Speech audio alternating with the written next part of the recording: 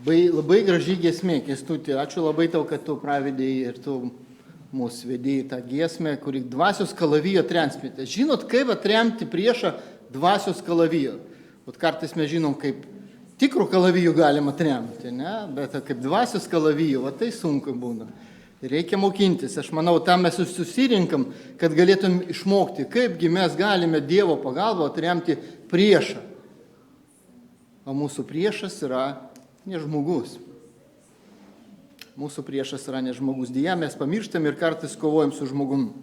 Gerai, brangieji, kai viešpats mūsų iškeliavo po prisikėlimo į dangų, jis mums atsiuntė šventąją dvasią. Ir kas žino, kam buvo šventoji dvasia duota? Kas nors? Patarėjai, patarti kažką, jo kažką patarti, gerai. Paguosti, kai liūdna, kai bloga, kai sunku, jo, kad tu gali, davai, aš paguosiu tave. Paguosti, kas dar, ką nors. Vesti mus, teisingai, vesti mus. Mokyti mus, taip, teisingai. Šventoji, kaip? Kalbėti mums, taip, kalbėti mums. Ir šventoji dvasia gyvenanti mumise daro labai didžiulį darbą. Tai žinokit, tai yra ne šiaip savo antspaudas. Tai yra viešpats mumise gyvena. Ir kad mes galėtum vaikščioti ir suvokti, kokia yra Dievo valia, kad mes galėtumėm net nežinant kartais, ko mums melstis šventoji dvasia užtarė neišsakomam dejonėm. Ir tai yra, ačiū viešpatį tau, nes iš tikrųjų nežinau, ką aš galiu sakyti tau arba melstis. Ir apaštalai po to, kai Kristus iškeliavo į dangų, suteikė dvasią, rašė laiškus bažnyčioms. Ir aš galvoju, gerai, yra dvasia, kuri mus mokino. Kam tada apaštalai, mokytojai, raštas, aplamai, jeigu dvasia tave vestų ir mokintų ir tau viską kalbėtų? Matyt, ne viską taip lengva. Matyt, ne visada tai būna. Jo, vis tiek reikia rašto, vis tiek reikia nurodymų, vis tiek mums reikia padrasinimo. Ir Paulius apaštalas sako, kaip reikia mums gyventi mūsų krikščionišką gyvenimą. Petras apie tai rašo, Jonas apie tai rašo. Kaip mums gyventi?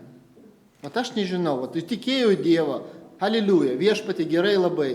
Žinot, tą dieną aš prisimenu, aš taip džiaugiausi, kai aš buvau pakrikštytas, kai aš tikėjau, kai aš studijavau raštą, kai aš gavau tą dvasią, aš taip džiaugiausi. Bet aš likau toks pats Ilja. Aš turėjau darbą spaustuviai, aš turėjau tos žmonės, kurie mane supo, aš viskas liko tas pats. O kaip man gyventi dabar? Kaip man naują gyvenimą gyventi? Tai buvo labai geras klausimas. Ir aš turėjau mokintis ir iki šiol mokinuosi, brangieji. Aš nesu pasiekęs, bet aš siekiu, kaip ir apaštalas Paulius sako.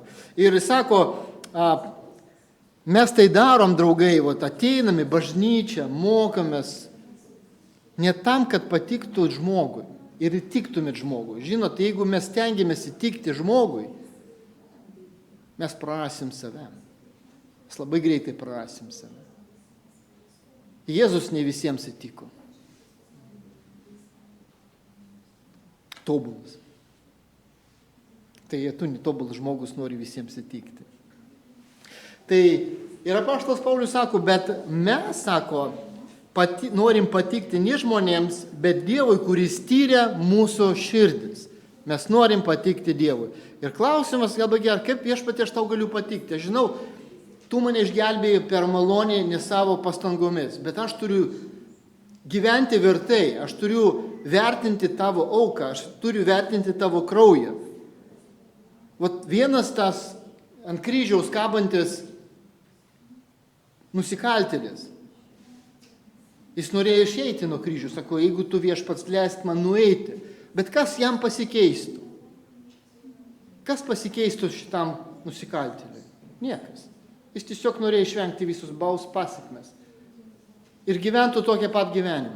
Aš nenoriu gyventi, aš buvau nusikaltėlis. Jo, Dievo akise iš vis aplamai mes visi nusikaltėliai esame. Bet o kaip man gyventi dabar tokį gyvenimą vertą viešpačiu? Ir apaštalas Paulius apie tai sako, mes norim patikti ne žmonėms, bet Dievui, kad tai yra labai svarbu. Ir žmonės, kurie atėjo iš pasaulio, kuris valdomas šio pasaulio kunigaikščių. Ir mes, kaip sako, jūs gyvenote pagal šio pasaulio būdo. Aš gyvenau pagal šio pasaulio būdo. Ir toliau Titui taip pat aš perskaičiu, ten parašyto, gyvenome pilni pykčio ir pavydo, neapkenčiami ir nekenčiantys vieni kitų. Va toks aš buvau žmogus, taip, tikrai. Ir dabar man reikia kažkaip gyventi ir mylėti, atleisti, priimti. Man reikia mokintis. Žinokit, dvasia taip ragina mus, iš tikrųjų ragina. Ir per sąžinį veikia, ir pakaltina mus, ir padrasina mus. Bet vis dėlto Dievo žodis, kuris mums sako, jūs tokie buvote, jūs gyvenote, tokį gyvenimą tenai. Bet Dievo karalystė toks gyvenimas netinkamas, negalimas. Jis visiškai svetimkūnis. Žinot, kada rakštis yra pas tave ir tu pastovi nori ištraukti. Ir tu net paėmė tą padidinimą stiklą, kad tik ištraukti, nes kodėl? Svetimkūnis. Tau tai nepatogu, tau tai nemalonu, tu nori jį pastovi ištraukti. Ir va toks gyvenimas, kuris buvo tenai, bažnyčiai ir Dievo karalystė, tai yra svetimkūnis. Bet vieną, aš jums draugai pasakysiu, kad mes, reiškia, turim taip gyventi naujai, mylėti, išmokti mylėti savo brolius, seseris naujus, mylėti iš naujo savo žmoną, pamilti galbūt, pamilti savo vyrą iš naujo, pamilti savo vaikus iš naujo. Bet aš nežinau kaip. Pat man sako raštas, turi taip daryti. Va jau, sakykime, turi taip daryti. Bet kaip praktiškai tai padaryti? Aš turiu to žinoti. Ir tada, va šventoji dvasia tau padeda išmokti, jeigu tu nori. Ir tau atskleidžia. Ir tau, kaip šiandien pasakė Jolanta, kad turi būti toks apriškimas, kad tu įtikėtum jau, kad va čia tai tavo įsitikinimas dabar tampa. Ir taip, draugai, labai svarbu. Ir aišku, kai mes kalbame apie elgesį gerą, apie etiką, moralinę, pasaulis nesako, būkite amoralūs, nesako. Ir mūsų įstatymai Lietuvoje, ar tai būtų baudžiamasis kodeksas, ar tai būtų civilinis kodeksas, neskatina mus vogti. Tikrai neskatina, jo. Taigi, sako, nevok. Sako taip, negalima vogti. Turi įstatymai aplamai mūsų pasaulyje ir Lietuvoje yra tam, kad palaikyti tvarką ir apsaugoti vienas kitą nuo netvarkos. Tai yra labai gerai. Dievo įstatymai irgi yra tam, kad apsaugoti mus ir kad mes galėtumėm gyventi tvarkingai ir gerai. Bet skirtumas tarp šio pasaulio įstatymą arba įstatymus ir Dievo, pavyzdžiui, ne vienos šalies įstatymas niekada nepasako, mylėk savo artimą. Įdomiai, ne? Nepasako. Ir nieks tave nebaudžia, jeigu tu nemylėsi. Nesako tau. Vat įdomiai labai. Arba mylėk Dievą visą savo širdimi. Nesako taip. Arba jūs galbūt kada nors girdėjote įstatymą, pasaulio įstatymą, nenusidėk. Nėra. Matot, pasaulis man nesako, nepikžodžiauk prieš šventąją dvasią. Neįžeisk šventąją dvasią. Man pasaulio įstatymai tai nekalba. Bet kai aš ateinu į Dievo karalystę, aš suprantu, ten tokie įstatymai yra. Ir aš kažkaip turiu gyventi pagal juos, aš turiu mokintis. Ir žinote, kaip sako raštas, bet dabar, sako, jūs visą tai nusivilkite. Ką nusivilkite? Rūstybę, nirtulį, nelabumą, pyktį, pikžodžiavimą, nešvaras kalbas nuo savo lūpų. Šitą visą jūs turite dabar paimti ir išmesti iš savo gyvenimą. Kodėl? Nes Dievo karalystėje tai yra svetimkūnis. Jo neturi būti. Ir aš turiu mokintis.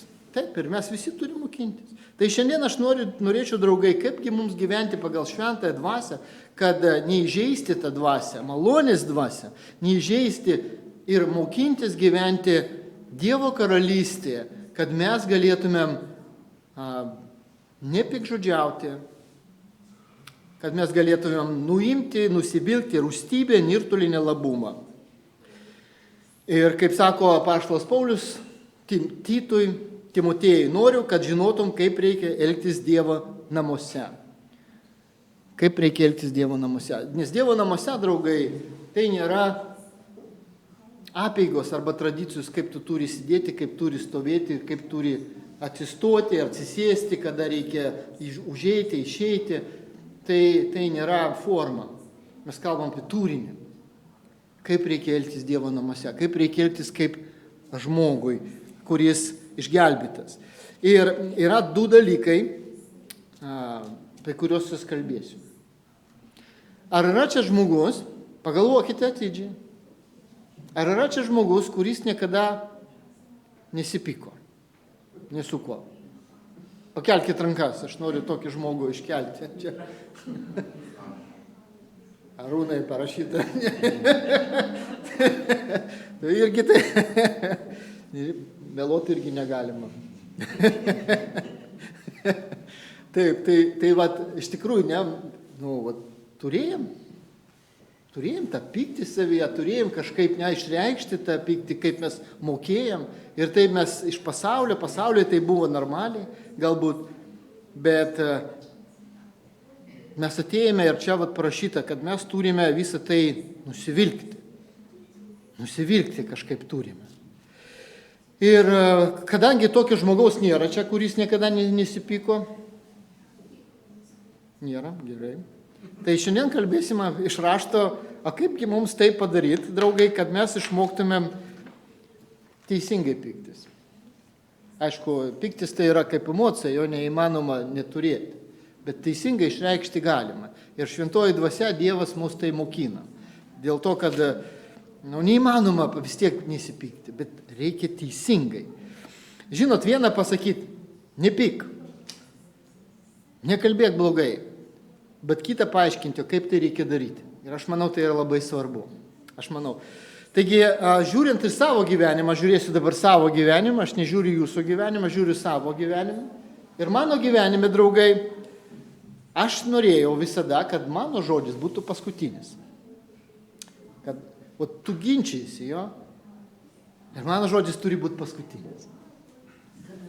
Visada. Ir dabar kartais irgi, tavo žodis turi būti paskutinis. Ką tai reiškia? Kad reiškia, tu kalbi, pradedi kelti gal toną, net pradedi viduje pas tave atsiranda, reiškia, tas plakimas daugiau, net pradeda piktis kažkoks. Ir tu galvoji, ieškai iš karto argumentą, kokį pasakyti, ne, kad žmogus jau po to nekalbėtų. Bet jeigu jis kalba, aš turiu vis tiek dar kalbėti. Ir prasideda ta, viens ant kito. Ir kodėl aš norėjau, kad mano žodis būtų paskutinis? Todėl, kad aš norėjau, kad aš būtų čia teisus. Aš norėjau būti teisus. Suprantat, jeigu aš nepasakysiu paskutinį žodį, reiškia, aš pralaimėjau. Reiškia, tas žmogus laimėjo, mane pažemino ir viskas. Ir kas taip gali būti? Neteisybė. A jeigu tu neteisus? Čia labai blogai, negali būti taip. Kaip čia taip? Aš turiu būti teisus. Aš žiūrėjau į žmogų, ne kaip į žmogų, bet kaip į varžovą, kuriuo aš turiu laimėti. Ir jeigu tas žmogus, reiškia, pralošia, taip būna ir su dvasininkais. Ne? Kuo daugiau Biblijos lūčių pasakyti. Kas daugiau pasako Biblijos lūčių, tas turbūt ir laimėjo. Bet taip, iš tikrųjų taip nėra. Jėzus taip darė, nei turi taip būti. Kodėl? Dėl to, kad eilučių žinojimas ir jų kiekis neparodo, kad tu esi išmintingas. Neparodo, tu gali išmokti. O žinojimas ką daro? Išpuiksta. Bet meilė ugdo. Ir draugai, tai aš norėjau būti teisus ir dėl to norėjau, kad mano žodis būtų paskutinis. Ir aš turėjau visada pasakyti. Kada mano žodis buvo kaip taškas, pastačiau, daugiau niekas neturi pasakyti, aš jaučiau tokį pasitenkinimą. Viskas gerai. Iš kitos pusės, jeigu pažvelgis dar giliau, aš tiesiog norėjau išsaugoti galbūt savo veidą. aš norėjau išsaugoti tai. Nes kaip tu taip kalbi, aš noriu būti kompetitingas. Aš noriu, kad į mane taip žiūrėtų. Ir jeigu aš nepasakysiu paskutinį žodį, reiškia, aš neturiu tos kompetencijos, kas yra blogai.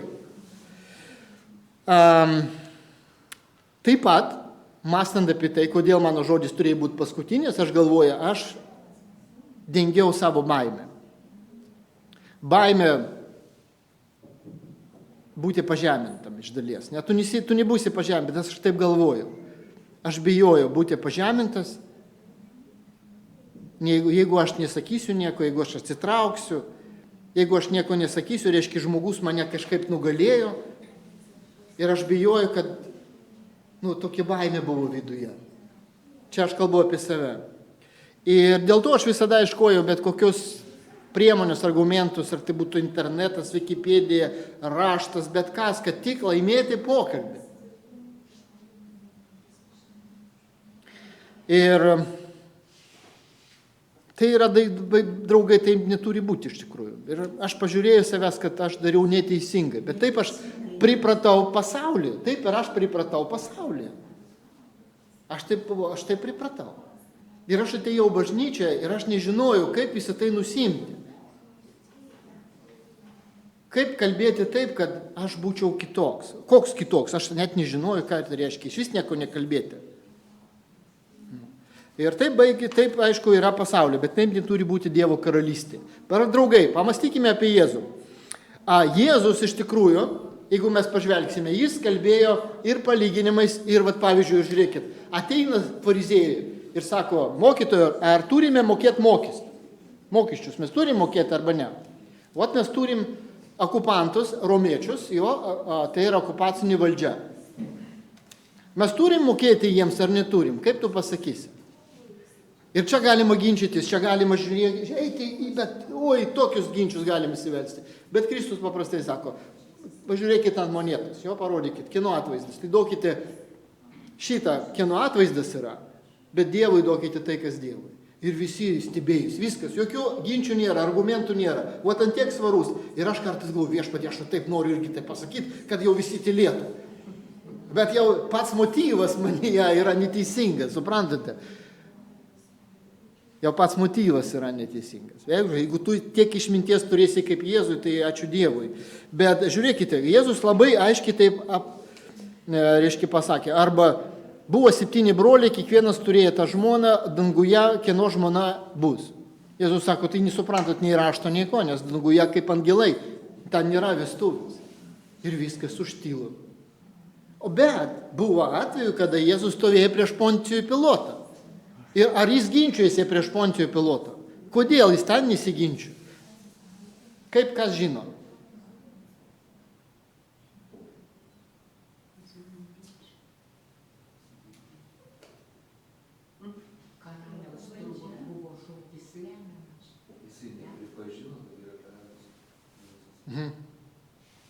Įsivaizduokite jo. Jėzus galėjo laimėti ir išsisukti ir tas pilotas jį paleistų labai lengvai. Bet Jėzus ten buvo kaip ėriukas kerpamas tyliai. Jis neištarė žodžius, jis nepradėjo priekaištauti jam. Jis pasakė, tu neturėtum valdžios, jeigu tau nebūtų duota ir viskas. Ir Poncijus Pilotas ten norėjo įsivelsti į konfliktą, norėjo įsivelsti į ginčius, kas yra tiesa, jis sako, kas yra tiesa, ar tu žydų karalius esi. Jėzus tylėjo. Kodėl? Dėl to, kad tylėjimas kartais brangesnis už bet kokį argumentą, draugai. Ir ne dėl to, kad tu praloši, bet dėl to, kad tai yra laimėjimas iš tikrųjų. Patylėti. Ir raštas sako, žmonės, žiūrėkite, Jėzus atėjo, visi bandė, tai ar tu Dievo sūnus, duok mums ženklą, duok mums stebuklą, pasakyk taip. Kareiviai, kada jis buvo suimtas, pradėjo mušti, ir sakė, pratark, pranašau, kas tave dabar mušė, pasakyk, jeigu tu esi tas, kas esi. Ir Jėzus galėjo įtikinti visą pasaulį. Ar galėjo įsitikinti visą pasaulį, kad jis yra tas, kas jis buvo, Mesijas? Aš manau, kad ne. Jeigu, aš jau kažkam jau kalbėjau taip, jeigu tiesa yra brūkama per prievartą, ji niekada nebus priimta, nors ji yra ir tiesa. Pamastykite apie tai. Jeigu Jėzus ateitų į valdžią kaip karalius, atsisėstų soste, išvarytų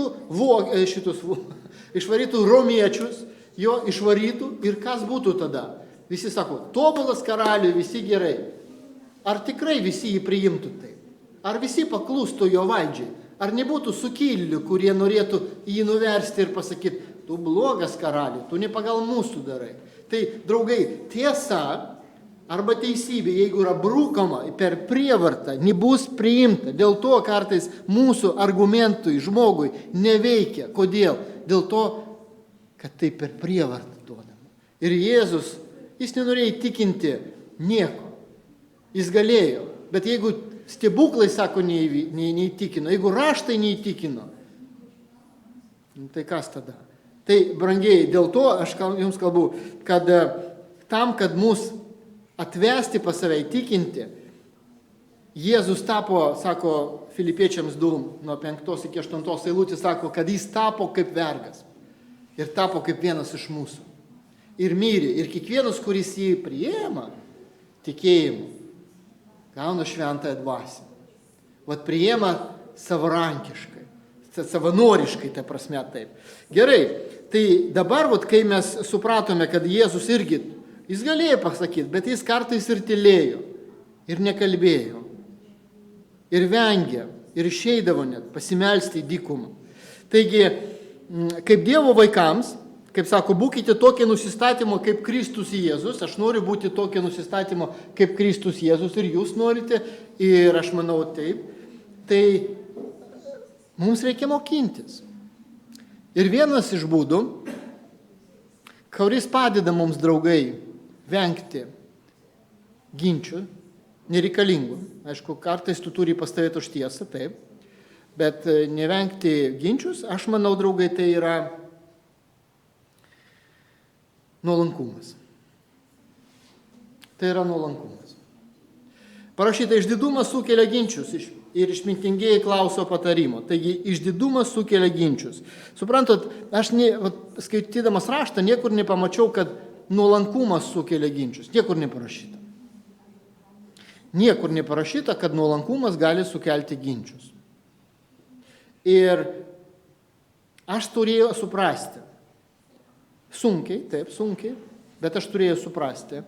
Aš turiu atsisakyti teisės būti, atsisakyti norą galbūt. Teisė į norą, o taip galima sakyti, būti teisiam. Kaip būtų, draugai, pas mus tas noras, aš noriu būti teisus. Tu negali visada būti teisus, negali. Ir kažkokiam momente gali būti čia nebūsi teisus, arba čia, arba neteisingai ne čia pasielgsi, arba ne taip pasakysi neteisingai. Jeigu tu negali būti teisus visame, galbūt tu pripažink tai, kad vis dėlto ir nesiekti pokalbėje, nesiekti bendravime, būti teisiam. Tai yra nuolankumas. Tai yra sunku. Nes kerta išdidumą, iš tikrųjų, draugai, taip. Nesistengkite pastatyti savo žodį paskutinį. Pamatysite, kaip bus sunku. Pamatysite, kaip bus sunku, kaip sunku bus. Tas pas tave taip pradeda viskas skaudėti tenai. Tu pradedi, kaip aš dabar neįrodysiu tiesą. Tašgi žmogus bus tada mele gyvens, melas bus jam ir jis tada nežinos tą tiesą. Ir kaip, bet tas dalykas, kuris padeda, tylėjimas. Parašyta, tylėjimas tai yra kas, yra auksas, iš tikrųjų auksas. Vat nestatyk savo žodį paskutinį, kada prasideda ginčas. Vat tiesiog pabandyk tai. Vat pamatysi, kaip sunku tai yra. Bet nebijokite žmogų priimti. Žmogų, ne varžovą, tai nėra jūsų varžovas, tai yra jūsų vyras. Yra jūsų žmona, jūsų brolis, sesė. priimkite jį tokį netobulą. O tiesiog jis netobulas yra. Ir aš netobulas esu. Ir aš priimsiu tave tokį netobulą. Ir jeigu tu klysti šiuo metu, galbūt tu klysti, aš žinau, kad tu klysti, aš tiesiog neturiu argumentus, ar tu nenori priimti, bet aš tave nespausiu, kad tu priimtum tą tiesą. Jėzus nespaudė, Jėzus leido nepriimti jį. Įsivaizduojate? Pats Dievas taip leido. Jobas Sename testamente norėjo ginčyti su Dievu dėl teisumo, bet galiausiai, kai jis viešpats jam apreiškė, sako, aš dedu burną ant burnos delną ir nieko nesakysiu viešpatė. O nuolankumas, draugai, tai iš tikrųjų yra tikra jėga. Tai yra jėga. Pabandykit būti nuolankios, pamatysite, kad jums nesiseka, kad taip labai sunkiai reikia treniruotis. Kodėl? Dėl to, kad tai jėga. Ir tik stiprus žmogus, tik galingas žmogus gali nusižeminti ir būti nuolanku. Aš turiu dar mokytis, draugai. Aš nesakau tai, kad aš pasiekiau to, bet aš sakau, siekime kartu. Stenkimės būti nuolankus. Paklūsti Dievui, vykdyti jo įsakymus. Sekantis būdas, laikas bėga pas mus, sekantis būdas, kaip galima, draugai, neįsivelti į ginčius arba nuraminti tos ginčius, parašyta toks žodis Patarlių knygoje. Švelnus atsakymas nuramina pyktį. Švelnus atsakymas nuramina pyktį. Aštrus žodžiai sukelia raustybę. Vat ką tai reiškia. Kaip žmogus reaguoja, kai jis įsivelia į ginčius, kai jis ginčiasi? Aš manau, kiekvienas iš mūsų buvome tame tokia erdvėj, kur buvo tas ginčius. Ir aš manau, mes turėjom žodžius, kuriuos neturėjom sakyti. Kodėl taip? Tai aštrus žodžiai. Kaip sako, aštrus žodžiai sukelia raustybę. Taip, bet kažkodėl aštrus žodžius mes vis tiek sakom. Mes norim skaudinti. Norim padaryti skaudžiau kitam. Būna taip. Draugai, mes taip darėm pasaulyje. Bet mes neturim taip daryti čia. Ir mes turim visi mokintis. Tai yra normaliai. Draugai, mes mokomės. Tai yra labai gerai. Švelnus žodžiai. Tai yra žodžiai, kurie paskatinti dvasią, paskatinti dvasią. Kaip parašyta, joks bjaurus žodis, tai neišeina iš jūsų lūpų. Bet tik tai, kas gera, kas tinka ugdymui ir suteikia malonę klausytojams. Sunku, be galo sunku, draugai, aš suprantu. Ir žinokite, aš nesakau jums, aš nepriekaištą, ne vienam iš čia nesakau. Ne vienas. Aš tiesiog sakau dėl to, kad yra krikščionybė, yra krikščioniškas pasaulis. Ir Dievo karalystė. Bet mes visi ateiname iš pasaulio. Visi esam skirtingi. Ir visi turim mokintis. Yra žmonės, kurie iš tikrųjų, mano draugas sakė, aš savo, sako, draugiai, 100 kartų maloniai prašau kažką padaryti. Bet jį supranta tik tada, kada aš pasakysiu aštriai. Vat kodėl taip? Vat kodėl būna taip, kada tu prašai maloniai, žmogus nereaguoja. Bet kada tu pasakai, tu iš karto sureaguoja. Kodėl taip būna? Ne, ir mes iš tikrųjų tada pavargstam sakyti švelnus žodžius, nes žmogus nereaguoja į juos. Tai yra blogai labai. Tai reiškia, atbukimas vyksta, kad žmogų reikia jau durti, kad jis kažkaip storžėvis toks tampa. Bet draugai, Jėzus taip nesielgia. Jėzus taip nesielgia, taip. Tai yra be galo sunku. Bet draugai, mes esame siaurime kely. Mes esame siaurime kely. Reiškia, bus sunku mums. Bus mums sunku. Ir bus sunku, aš nežinau kada, iki kada mes taip. Bet aš jums pasakysiu vieną. Žmogus, kuris pasiduoda, jis jau pralaimėjo. Žmogus, kuris keliasi ir eina vis tiek. Ir o čia jūs visi, sėdintys čia, jūs esate nepralaimėtojai. Dėl to, kad jūs keliatės ir einate, dėl to, kad jūs stengiatės, jūs atsistojate, jūs stengiatės ir vėl paklūsti Dievo žodžiams, ir vėl, ir dvasia jūs ragina, ir tai yra labai gerai. Bet žmogus, kuris sako, jau viskas. Pavargau. Draugai, šventoji dvasia tam yra, kad ragintų mus ir stengtųsi mums padėti. Gerai, einam prie pabaigos. Dar apie vieną tokį dalyką pasakysiu, apie tylėjimą. Labai dažnai, kaip mes naudojam tyla mūsų, kaip mes naudojam. Nubausti kitą, jo mes nekalbam su kitu. Ir savo, aš pagal Dievo žodį nekalbu dabar. Ne, tu dabar nekalbėt, tu baudi žmogų. Tu dabar jis turi kažkaip nusižeminti prieš tave, kad užtarnauti vėl tavo pokalbį. Aš suprantu, draugai, tai yra mūsų reakcija. Tai yra mūsų reakcija, tai mes darome. Bet tyla turi būti kitokia. Tyla yra, kada mes norim pasakyti negerą. Tuo metu geriau patylėti. Tiesiog patylėti. Ir aš suprantu, kad kitas žmogus iš inercijos tave dar sakys, tau sakys kažką, sakyk blogius žodžius, bet tik nebūna tavo žodis paskutinis, tik būna jo, bet tu tiesiog kaip bebūtų sunku, mokinkimės, draugai, mokinkimės. Tyla tai yra ginklas didžiulis, parašyta, kas turi supratimą, susilaiko kalboje. Protingas žmogus turi romią dvasią.